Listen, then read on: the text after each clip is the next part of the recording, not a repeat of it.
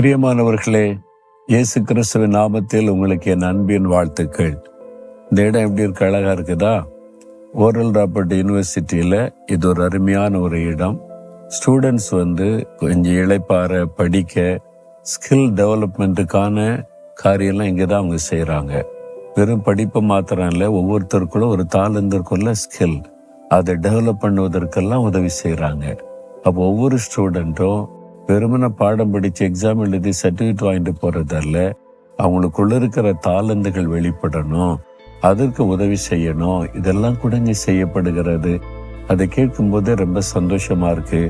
இந்த இடமே பார்த்தீங்கன்னா ரொம்ப மன ரம்யமா ரொம்ப அருமையா இருக்குது. இங்கே படிக்கிறவங்க ரொம்ப பாக்கியவான்கள், பாக்கியவதிகள் தான்.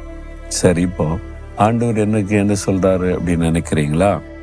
2 கொரிந்தியர் 1:10 ஒரு தேவ மனிதராகிய பவுல் சொல்லுகிறார், கர்த்தராகிய இயேசு கிறிஸ்து எங்களை தப்புவித்தார், இப்பொழுதும் தப்புவிக்கிறார், இன்னும் தப்புவிப்பார் என்று அவரை நம்பி இருக்கிறோம்.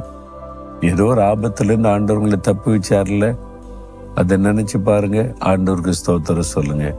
இப்பவும் தப்புவிக்கிறார்ல, இனிமேலும் தப்புவிப்பார். அந்த நம்பிக்கை விட்டுறாதுங்க. நான் கடந்து வந்த பாதையில நினைச்சு பார்ப்பேன், ஆண்டவர் எத்தனையோ ஆபத்துல என்னை தப்புவிச்சிருக்கிறார். சாத்தானுடைய கண்ணி, பொல்லாத மனுஷருடைய சதி ஆலோசனைகள், நிறைய காரியத்திற்கு கர்த்தர் என்னை தப்புவித்திருக்கிறார். பொல்லாத அதிகாரிகள் எதிலையாவது அகப்படுத்தணும், சிக்க வைக்கணும், எதிலையாவது மாட்டணும், என்னை ஜெயில போடணும்னு முயற்சித்தாங்க. ஆண்டவர் என்னை தப்புவித்தார், இப்பவும் தப்புவிக்கிறார். பிரச்சனை முடிஞ்சிட்டா முடியலை, இப்பவும் அப்பப்போ வந்துகிட்டே இருக்கும். ஆண்டவர் தப்புவிக்கிறார். இனிமேலும் கூட பிரச்சனை வரும், ஆண்டவர் தப்புவிப்பார் என்கிற நம்பிக்கை எனக்கு இருக்கிறாரு.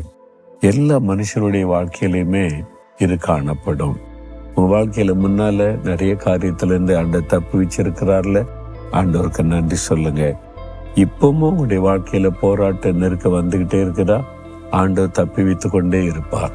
உங்களை சிக்க விட மாட்டார். உங்களை எங்கேயும் அகப்பட்டு நீங்கள் கலங்கி நிற்க விட மாட்டார். உங்களை தப்புவித்து கொண்டு இருக்கிற தேவன். இனிமேலும் எந்த பிரச்சனை வேணாலும் சாத்தம் கொண்டு வரட்டும், ஆண்டவர் உங்களை தப்புவித்து கொண்டே இருப்பார். அதை மாத்திரம் அந்த நம்பிக்கையை விட்டுறாதுங்க. அதனால கர்த்தர் மேல வச்சிருக்கிற நம்பிக்கையில உறுதியாயிருங்க. என் ஆண்டவர் என் மேல அன்பும் பாசமும் உள்ளவர். என்னை தப்புவித்தார், தப்புவித்து கொண்டு இருக்கிறார், இனிமேலும் தப்புவிப்பார்.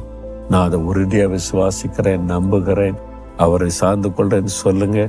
அவ்வளவுதான். கர்த்தருடைய சந்தோஷம் உள்ளத்தை நிரப்பிவிடும்.